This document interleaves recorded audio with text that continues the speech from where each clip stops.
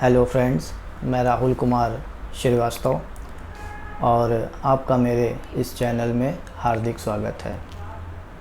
दोस्तों, आज मैं आपके पास एक नई जानकारी के साथ आया हूँ, मॉर्निंग वॉक के नियम। दोस्तों, आज का जो मेरा टॉपिक है वो है मॉर्निंग वॉक के नियम। हो सकता है कि ये टॉपिक थोड़ा लंबा हो जाए, तो ये जो है मॉर्निंग वॉक के नियम पार्ट 1 है। किस तरह से मॉर्निंग वॉक करें, मॉर्निंग वॉक के पीछे जो है क्या कॉन्सेप्ट है, उसके पीछे की क्या थ्योरी है, आज हम वो डिस्कस करने लग जाते हैं। दोस्तों, ये जो ब्रह्मांड है ये पंच महाभूतों से मिलकर के बना हुआ है। परम तत्व से जो है सबसे पहले आकाश तत्व की उत्पत्ति हुई है।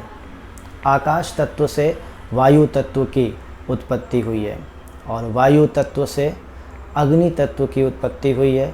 अग्नि तत्व से जल तत्व की उत्पत्ति हुई है और जल तत्व से जो है वो पृथ्वी तत्व की उत्पत्ति हुई है। ये एक पूरा सीक्वेंस है। आकाश तत्व में जब अशुद्धियाँ आती हैं तो उसके लिए आकाश स्नान है, आकाश स्नान। वायु तत्व में जब अशुद्धि आती है तो उसके लिए वायु स्नान है। अग्नि तत्व में जब अशुद्धि आती है तो उसके लिए है अग्नि स्नान। इसी तरह से जल तत्व में जब अशुद्धि आती है तो उसके लिए है जल स्नान। पृथ्वी तत्व की अशुद्धि के लिए है पृथ्वी स्नान। तो ये सारा टॉपिक एक बहुत ही लंबा है। अगर हम इन सब पर डिस्कस करेंगे तो ये बहुत लंबी वीडियो हो जाएगी। तो आज का जो टॉपिक है उसमें से इस बहुत बड़े पार्ट में से एक छोटा सा पार्ट जो है फ्रेंड्स मैं आपके सामने लेकर के आया हूँ। नाम है मॉर्निंग वॉक के नियम। वायु स्नान या पवन स्नान किस तरह से किया जाता है। मॉर्निंग वॉक, पवन स्नान, टहलना, ये सारी एक ही चीज़ है। एक ही चीज़ के अलग अलग नाम है। वायु स्नान, इसके क्या क्या बेनिफिट्स हैं। तो दोस्तों, जो ये वायु स्नान है इसको प्रातः काल सुबह या शाम को आप 20 से 30 मिनट कर सकते हैं। प्रातः काल का स्नान से जो है, जो प्रातः काल की बेला में जो शुद्ध वायु होती है वो त्वचा के रोम छिद्रों में प्रवेश कर जाती है और वे हमारे प्राणों को शुद्ध करती है। सबसे बड़ा काम यही है। प्राण भी कई प्रकार के होते हैं। प्राण, अपान, समान, उदान, व्यान, पंच प्राण होते हैं। पांचों तरह के प्राण शुद्ध कर देती है। प्रातःकाल टहलने से शरीर के त्वचा के अंदर बहुत सारे रोम छिद्र होते हैं।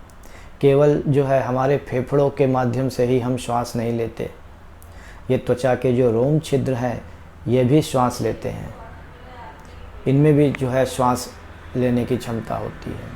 अगर ये रोम छिद्र बंद हो जाए तो शरीर के अंदर जो है मल भरने लग जाएगा, अशुद्धि बनने लग जाएगी और तुरंत रोग उत्पन्न होने लगेंगे। रोग की उत्पत्ति का जो मूल कारण है ये जो पांचों तत्व हैं इनमें अशुद्धि का होना। इन पांचों तत्वों में जब अशुद्धि आ जाती है यही जो है रोगों का मूल कारण है। तो अगर ये पांचों तत्व की अशुद्धियां जो है दूर हो जाए तो रोग भी दूर हो जाते हैं। तो इसमें से जो वायु तत्व है उसके लिए जो है वायु स्नान। प्रातः काल की बेला में जो है, प्रातः काल की बेला में आप सुबह सुबह जो है वायु स्नान करिए। वायु शुद्ध होनी चाहिए। शुद्ध वायु के लिए आप किसी खुली जगह पे, मैदान वाली जगह पर जा सकते हैं, क्योंकि वहाँ की जो वायु होती है उसमें जो है शुद्धता ज़्यादा होती है। शुद्धता से मतलब होता है प्राण, ऑक्सीजन नहीं। ऑक्सीजन अलग चीज़ है, प्राण एक अलग चीज़ है। ऑक्सीजन प्राण नहीं है। जब आप प्रातः काल टहलने जाते हैं तो ऑक्सीजन ग्रहण करते हैं, वो ठीक है, लेकिन ऑक्सीजन नहीं, ऑक्सीजन के अंदर एक सूक्ष्म तत्व जो है उसी के अंदर होता है जिसका नाम है प्राण। उसको प्राण कहते हैं। प्राण अलग चीज़ है, ऑक्सीजन अलग चीज़ है। ये जो प्राण होती है ऑक्सीजन में घुली हुई होती है। हर इंसान के अंदर ये जो प्राण की मात्रा है वो अलग अलग होती है। किसी में प्राण बहुत कम होता है, किसी में प्राण वायु ज़्यादा होती है, किसी में प्राण बहुत ज़्यादा होती है। इसको हम बढ़ा भी सकते हैं, प्राण को हम बढ़ा भी सकते हैं। तो प्रातः काल जब आप टहलने निकलें तो शरीर में कम कपड़े होने चाहिए। शरीर के रोम छिद्र जो हैं वो प्रातः की काल की शुद्ध हवा के कांटेक्ट में रहना चाहिए। इससे बहुत पुराने अजीर्ण से अजीर्ण रोग दूर होने लगते हैं, क्योंकि पांचों प्राण शुद्ध होने लगते हैं। शरीर के एक एक अंग, एक एक प्रत्यंग में हलचल होने लगती है टहलने से। रक्त का परिसंचरण जो है, ब्लड सर्कुलेशन, वो तेज होने लगता है। तो ब्लड का सर्कुलेशन जब तेज होने लगता है तो उससे हमारे शरीर के एक एक अंग एक्टिव होने लग जाते हैं, एक एक अंग में हलचल होने लग जाती है और उनकी क्रियाशीलता बढ़ने लग जाती है। उनके प्राण शुद्ध होने लग जाते हैं, क्योंकि जो बाहर की जो स्वच्छ प्राण वायु है वो शरीर के अंदर जो अशुद्ध प्राण होते हैं उसको साफ करने लगती है। प्राण वायु शुद्ध होने लगती है, अपान वायु शुद्ध होने लगती है, समान वायु शुद्ध होने लगती है, उदान और व्यान वायु शुद्ध होने लगती है। तो इनके शुद्ध होने से क्या होता है कि इनके शुद्ध होने से इनके अपने पर्टिकुलर कार्य हैं। पूरे बॉडी के अंदर, पूरे शरीर के अंदर ये 5 प्राणवायु होते हैं और इनके भी अपने अलग अलग कार्य हैं। इनके भी अपने अलग अलग कार्य हैं और ये ही 5 प्राण जो होते हैं शरीर के अंदर बहते हैं और इनके अलग अलग कार्य हैं जो मैं आगे डिस्कस करूँगा, यहाँ नहीं करूँगा। तो वो प्राण सब साफ होने लग जाते हैं। तो प्राण वायु के शुद्ध होने से पुराने जो है जीर्ण रोग भी ठीक होने लगते हैं।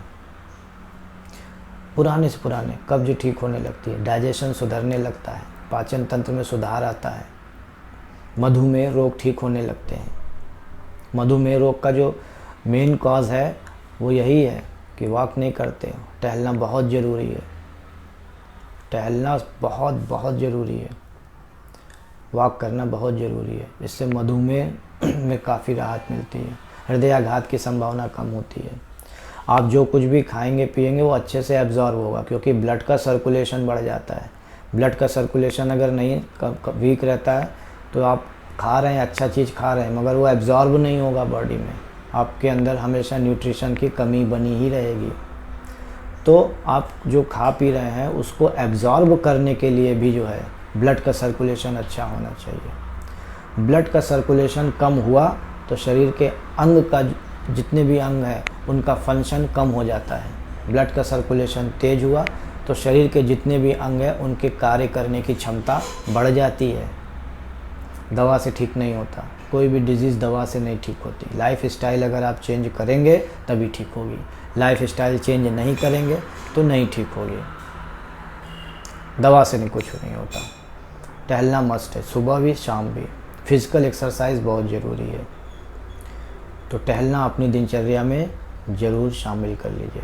मॉर्निंग वॉक अपने लाइफ स्टाइल में ज़रूर शामिल कर लीजिए। धन्यवाद। इसी के साथ ही मैं अपनी बात समाप्त करता हूँ और मेरे चैनल को लाइक करिए, सब्सक्राइब करिए और घंटी वाले बटन को ऑन कर दीजिए। ठीक है, धन्यवाद।